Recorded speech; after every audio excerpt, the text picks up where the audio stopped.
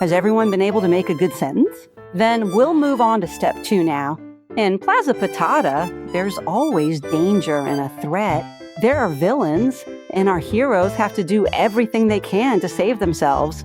Now, in step 2, you decide what problem your story will have, and this is how you do it. In a moment, you'll roll your die 3 times. The first roll determines who joins in. These are a few of the villains from the Plaza Patata series. If you want to know exactly who they are, make sure to watch the video too. Who's who in step 2? For example, if you roll a 1, you'll have trouble with Raul. Put a cross or a circle next to the result of the die roll. The second roll of the die determines where the villain comes from, or where they're trying to do something to you. For example, if you roll a 2, it's in the locker room.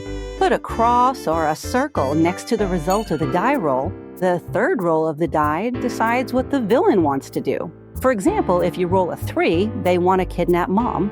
Put a cross or a circle next to the result of the die roll. Now you know who is coming in, where they're trying to do something, and also what they want to do.